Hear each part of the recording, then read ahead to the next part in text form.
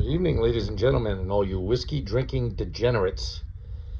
This is the Mad Mix cheap whiskey review, number 34, I believe it is. I'll get it right in the title card, but you know me, I'm too lazy to check ahead of time. So I believe this is number 34. We have the Inver House Green Plaid, a very rare Scotch whiskey.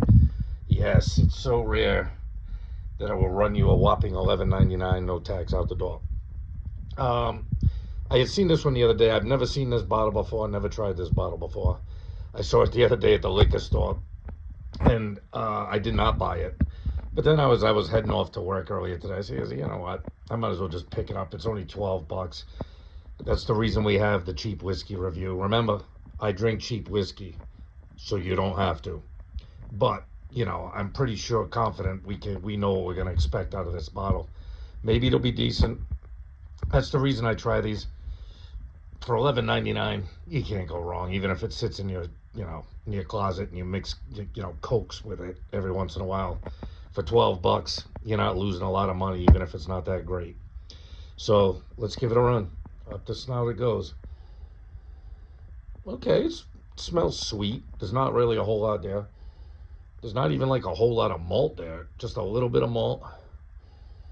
A little bit of sweetness, maybe some honey, hint of vanilla. Normal stuff you get out of blended Scotch.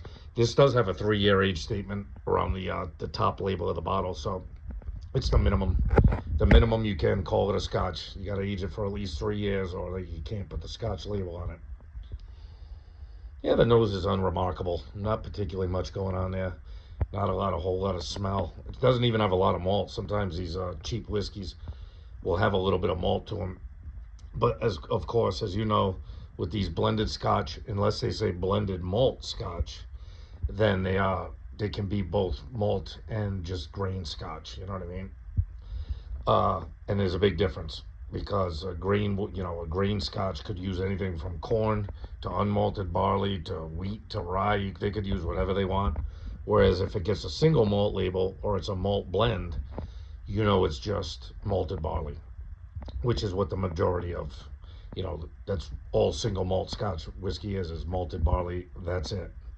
So with that being said, let's take a sip of it.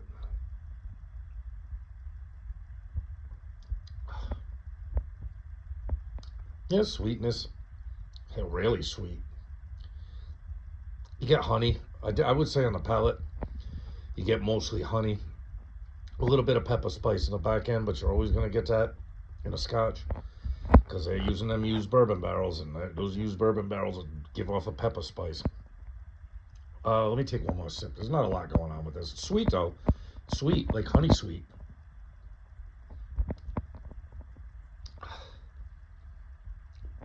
Yeah. I mean, it's smooth enough for a $12 whiskey. Hyper sweet. Right? Out of all these cheap single malts, I'd probably say this might be the sweetest. It's like nothing. It's like sugar and honey. It is hyper sweet. One more sip and we're out. Yeah, that's all I'm getting. That's all I'm getting. There's nothing. It's like sweetness, honey, pepper on the back end. Reasonably smooth. I'm not saying it's the smoothest whiskey on earth, but for $12, I mean, I guess you couldn't go wrong. You know what I mean? What was the only other one that I did? That Old McNiche was about $12, I think. So for $12, you are at the bottom of the bottom. You underneath the bottom shelf for $12 a bottle. All right, so the Mad Mix cheap whiskey review number 34.